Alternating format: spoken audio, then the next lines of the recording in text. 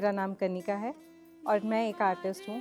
मैं मंडी हिमाचल प्रदेश को बिलोंग करती हूँ और मैंने मास्टर्स अपनी बेसिकली फ़ाइन आर्ट्स में की है। आज मैं आपके साथ अपना सबसे बड़ा प्रोजेक्ट शेयर करने जा रही हूँ, जो मैंने प्रिस्टाइन गार्डन के लिए किया है। इसमें मैं आपके साथ शेयर करूँगी जो मेरे चैलेंजेस थे, कैसे मैंने काम किया है, कैसे ये पेंटिंग्स बना के इधर डिस्प्ले की हैं, क्या थिंकिंग थी इसके पीछे, और होप आपको ये जर्नी भी पसंद आएगी।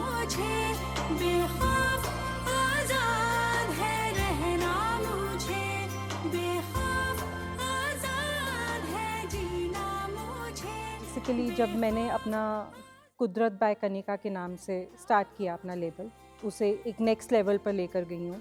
तो उसके लिए मैंने अपनी जॉब क्विट की। जॉब क्विट करने के बाद मैंने फ़र्स्ट ऑफ़ ऑल एग्ज़िबिशन लगाई, वहाँ से मैंने अपनी जर्नी स्टार्ट की और उसमें मैंने डिफरेंट चीज़ें बताना शुरू किया। Like because I like nature, तो मैंने नेचर से रिलेटेड चीज़ें बताना शुरू की। तो सबसे पहले जब मैंने ये प्रोजेक्ट स्टार्ट किया था, बेसिकली ये प्रोजेक्ट हुआ हमारा लास्ट ईयर 2024 में मेरी एग्ज़िबिशन के बाद ये प्रोजेक्ट स्टार्ट हुआ। वहाँ पे मैं चिराग जी से मिली, वहाँ पे हमने थोड़ा सा डिस्कस किया था मैरिज हॉल के बारे में और फिर हम लोगों ने इसके ऊपर फर्दर डिस्कशंस शुरू की। फ़र्स्ट ऑफ़ ऑल तो पहले प्रेजेंटेशंस होती हैं कि क्या आपको चाहिए, क्या हमें डिज़ाइंस बनाने हैं, क्या हमें पेंटिंग्स चाहिए और कौन-कौन सा स्पेस के लिए, बिकॉज़ स्पेसेस डिफरेंट होते हैं तो उसी के अकॉर्डिंगली हम आर्ट को भी डिस्प्ले करते हैं और बनाते भी उसी के अकॉर्डिंग है। तो फिर ये दिसंबर एंड में मैंने स्टार्ट किया अपना प्रोजेक्ट लास्ट ईयर 2024 में और it took me like first painting के लिए इट टुक मी 10 डेज़ कि 10 टू 15 डेज़ मैंने एक ही पेंटिंग की है। फिर उसके बाद धीरे-धीरे स्पीड अप होता गया, चैलेंजेस आते रहे क्योंकि एवरी टाइम वी सी कि हमारे को कौन सी पेंटिंग पे कौन से कलर्स यूज़ करने हैं। एक टाइम के बाद कलर ब्लॉकेज आ जाती है, तो वो कलर ब्लॉकेज को डील करना भी बहुत डिफ़िकल्ट होता है। एट टाइम्स मुझे भी ब्रेक्स लेनी पड़ी, कई चैलेंजेस, कुछ इश्यूज़ आ जाते हैं, कई बार पेंटिंग्स में आते हैं, कई बार आपकी डेली लाइफ़्स में आते हैं। बट धीरे-धीरे करते-करते it took me almost a year to complete this project. तो मैंने 1 साल में ये प्रोजेक्ट कंप्लीट किया और ये इधर डिस्प्ले किया।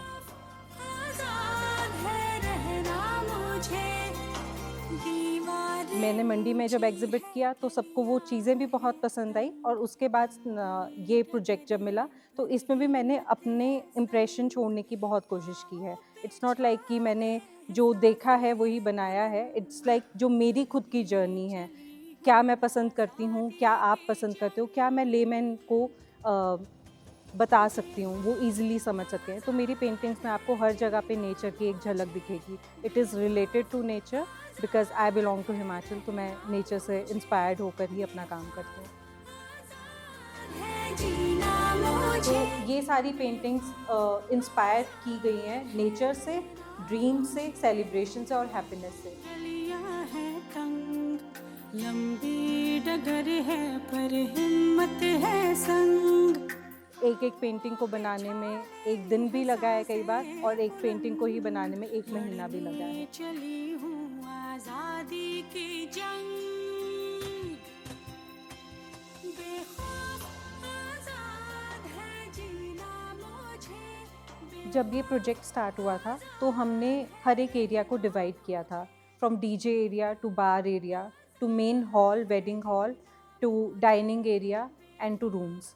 तो हर एक एरिया को हमने डिवीज़न में किया है और उसी के अकॉर्डिंग हमने अपनी पेंटिंग्स बनाई हैं। जैसे कि डाइनिंग एरिया है, ये बैकग्राउंड जो है वो डाइनिंग एरिया का ही है। यहाँ पे मैंने सिर्फ फ्लोरल्स दिए हैं। वो फ्लोरल मेरे मुग़ल आर्ट से इंस्पायर्ड है जो कि राजस्थान में किया जाता था।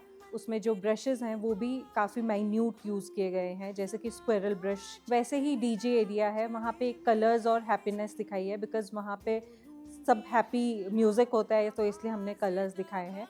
वैसे ही जैसे हमारा मेन हॉल है, तो मेन हॉल में हमने ट्रेडिशनल और फ्लोरल आर्ट को दिखाया है क्योंकि हैप्पीनेस में फ्लावर्स और खुशियाँ ज़रूर आती हैं।